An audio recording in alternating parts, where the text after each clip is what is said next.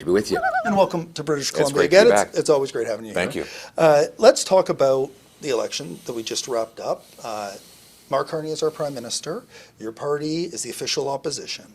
You want to stay on as the Conservative leader. Why should Conservatives give you another chance to go to an election to take on the Liberals?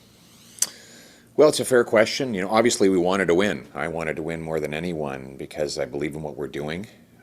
We made some great gains. We added 2.5 million more votes, 25 more seats, made gains in cities, gains among working class people, blue collar union members, young people, newcomers. But it wasn't enough, so we have to get even better.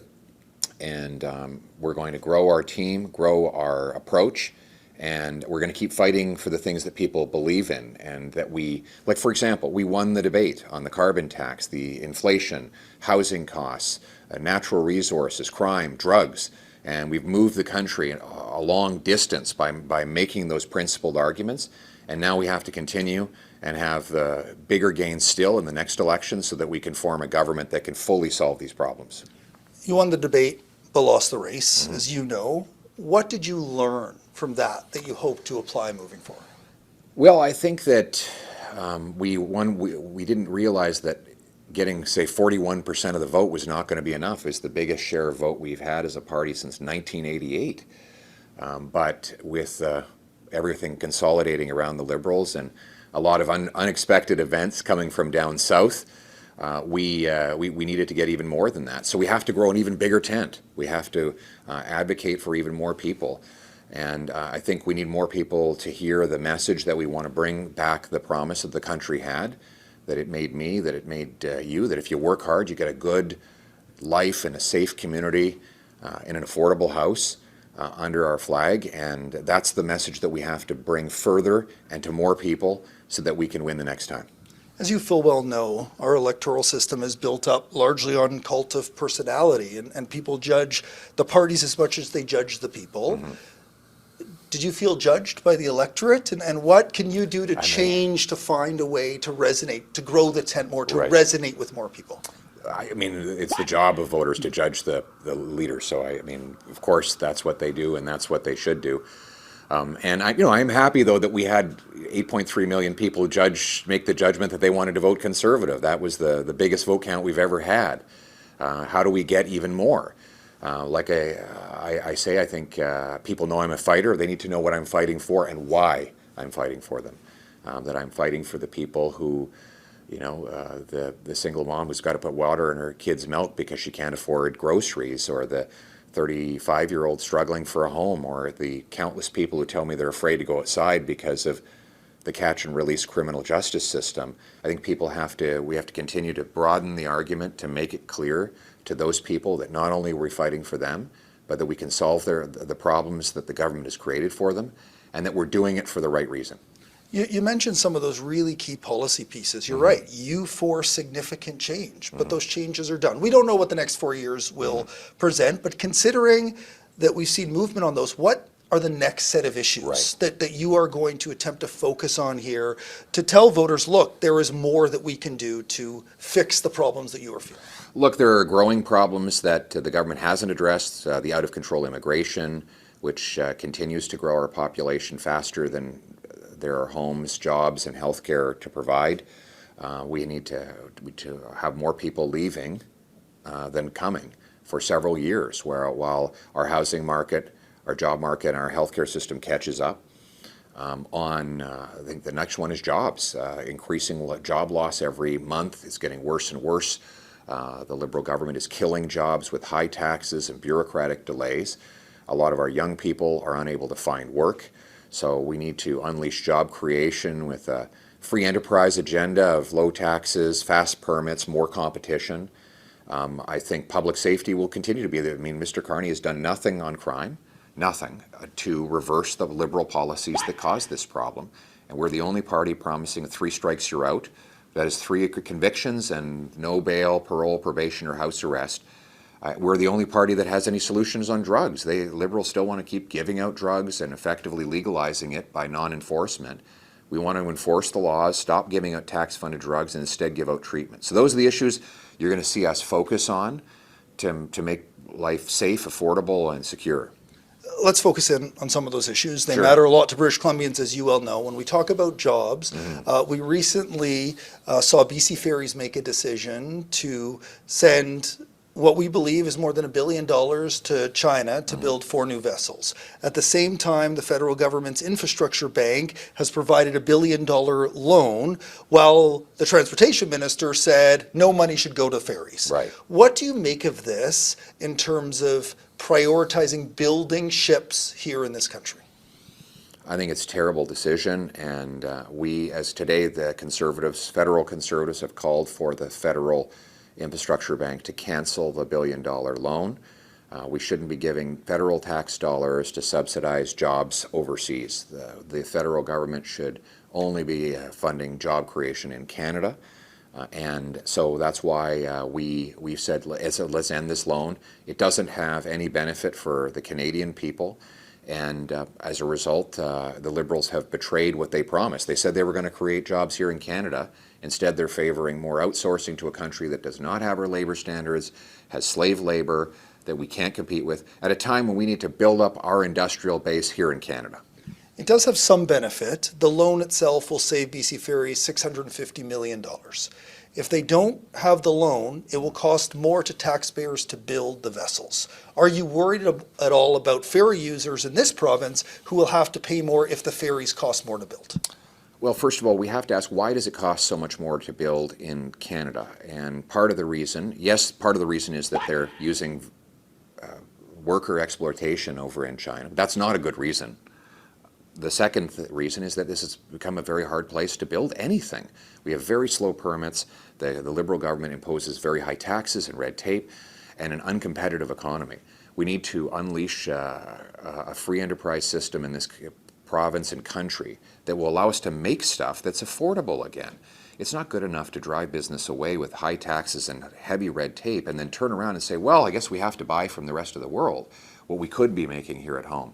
And that's what we're proposing, lower taxes, faster permits, a more pro-business environment that will allow us to bring home those jobs. But is there a concession that if the loan is canceled, or even if the whole contract is canceled, it will cost people here more now? Like, does that not worry you for those reliant upon using the ferries? I think the federal government's going to be providing tax dollars. It should be to create Canadian jobs. And they should structure the deal in a way that does that. And there are a number of ways you can do that. One is you can directly purchase from Canadian suppliers. The other is you can team up with allied countries that commit to providing job benefits in Canada. That's what we do with our armed forces. We buy military hardware from abroad. We insist that the companies invest in jobs here at home. And that's the kind of thing that would allow us to win for workers in British Columbia, but also win for taxpayers and the people paying the fares. You're acutely aware of the debate around pipelines in this country. Premier David Eby has said that he wants to focus on twinning the Trans Mountain pipeline, does not support removing the tanker ban, something that you have called for repeatedly, and says there's no point of talking right now about a new pipeline to Prince Rupert because there is no proponent.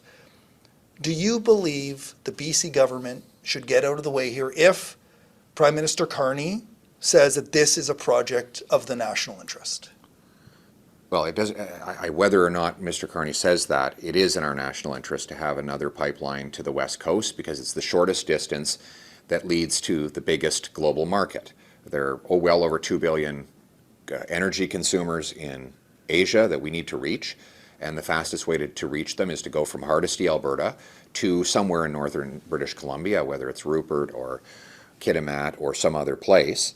And yes, it has to happen. And with respect to Premier Eby, I have nothing personal against him, but I disagree with him on this. And I believe the federal government needs to show leadership on interprovincial projects, including pipelines, and just make the decision. We can't wait for unanimity.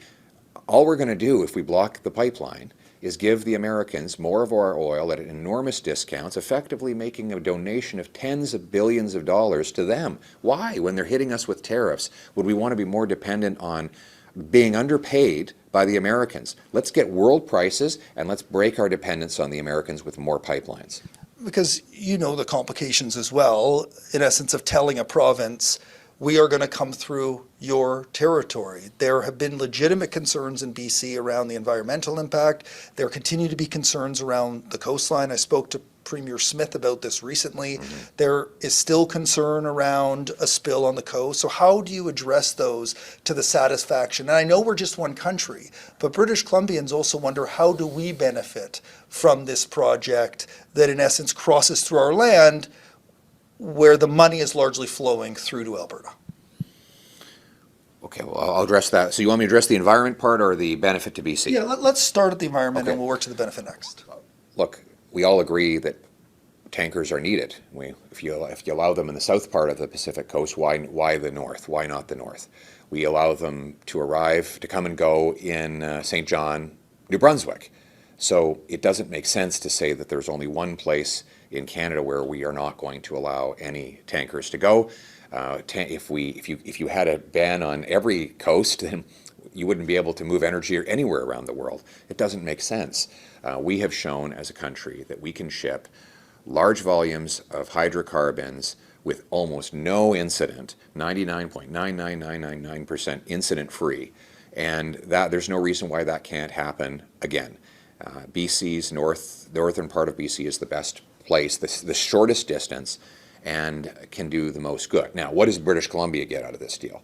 Well, first of all, the pipe fitters, the welders, the electricians, the industrial carpenters who will work on the export terminal, they will all get jobs. The surrounding communities near the terminus will get jobs. And of course, when Alberta booms, British Columbia benefits. Where to start? You know, when Albertans are doing well, they come and spend their money. We come and spend our money, and the Okanagan and the Kootenays and others. So we are Albertans. We're that alien species that invades every summer and winter to spend money here. But beyond that, it's the parts that the energy sector buys from British Columbia manufacturers. It's the truckers who end up getting jobs. It's the restaurants that service along the construction line. It's good for all of Canada. We've got to start thinking of ourselves like as a country again, where one province's benefit is good for its neighboring province. It reminds me of when you and I were together in Penticton during the Yes. campaign, and you declared it your favorite place in Canada, I think. I think I said the Okanagan is the best part of Alberta. Yeah, you did say that. You did say that. I probably could have got myself in trouble saying that, but anyway, it's good for a laugh. The environment is also Yeah. extremely crucial here. There are concerns about carbon emissions. What do you say about prioritizing a new pipeline when we could already be maximizing the Trans Mountain pipeline and mitigating potentially some of those environmental concerns that exist out there? Well, let's do it right. You know, we have the most environmentally conscious and responsible energy sector anywhere in the world, and we're choosing between that and letting the Russians and the Saudi Arabians and others dominate the energy market. Why would we want to give them control over a market when they have none of our environmental standards? Let's frankly allow our energy sector to grow and reinvest in improved environmental protections. That would make us richer and cleaner and entirely better off. On the natural gas side, we know that when you ship gas, you displace dirtier foreign coal, and you can massively reduce the resulting global emissions of powering grids in India, China, and other parts of Asia. So our clean Canadian energy is actually part of the solution, not the problem. Let's chat a bit about immigration. You mentioned that earlier. British Columbia, you can see a big part of Metro Vancouver out there has been hit hard by a growth in population. And the challenge has been keeping up with that, keeping up with the schools, keeping up with the hospitals, keeping up with the roads. What does the federal government need to do here to help support provinces like British Columbia to work through the crush and pressure associated with immigration? Well, we need to reverse the out-of-control open borders experiment the Liberals have imposed over the last 10 years, and which, frankly, Mr. Carney is continuing. He still has Justin Trudeau's population targets. and he's not even meeting them. So we need a big change. One, we need fewer international students and fewer temporary foreign workers. The temporary foreign workers are coming in suppressing wages. Large corporations are hiring people from poor countries to drive down wages and block our kids from getting jobs. So we need to cut back on temporary foreign workers. We need to crack down on fraudulent refugee claims, of which there are too many. We need to more quickly remove people from the country who are not real refugees but who are ragging the puck in the system. Those are some of the things that we'll need to do to ensure that more of the temporary residents that are here leave than new people come, so that we can bring our population down while we continue to bring up the number of homes, jobs, and healthcare resources available for our people. Premier David Eby recently said that one of the reasons we're seeing an increase in measles cases is because of conservative rhetoric. Also talk on social media around the effectiveness of vaccine. Do you worry at all that an anti-vaccine movement is causing an increase in cases of measles? I haven't seen, I don't know, I'm not aware of that.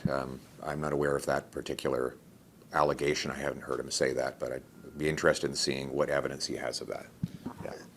Let's talk about building out relationships. You know, one of the things you were criticized for in the campaign was not forging a better relationship with Premier Doug Ford in Ontario. Premier Tim Houston in Nova Scotia said the same thing.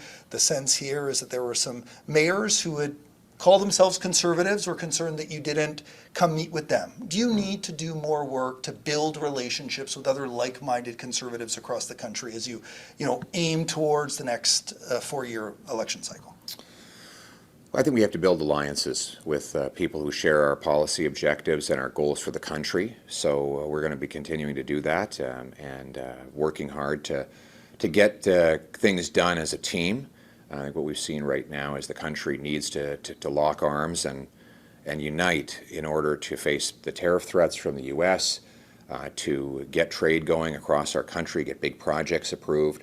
So we'll be building alliances with everybody who wants to do that. Yeah, let's finish the conversation on tariffs and Trump. So Right. More threats from the president around copper, threats around other industries in this country.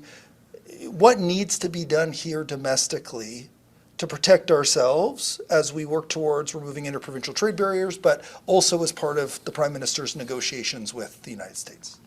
Well, we need to negotiate from a position of strength. Right now, our economy is extremely weak. It's become overly reliant on the Americans. Liberal policies of high taxes, blocking natural resource projects, red tape have driven $500 billion of investment out of Canada into the United States. Mr. Carney has not reversed those liberal policies. He's talked a big game, but so far there are no results. He needs to move quickly to get things done because, he was there as an advisor to Justin Trudeau for 5 years, giving all of this bad advice. And many of Mr. Trudeau's ministers are still in the cabinet who implemented the problems that got us here in the first place. So if we're going to be an independent, self-reliant country that stands on its own 2 feet, then we need to unlock more investment. Like I said, get rid of capital gains tax for those who reinvest in Canada. Rapidly approve mines, pipelines, power dams, and other massive infrastructure, LNG plants. All of those things have to be done much quicker so that we can bring home the productions and paychecks that will make us more independent and I should say Trump-proof our economy going into the future. Thanks so much for doing this. Thanks for having me. What?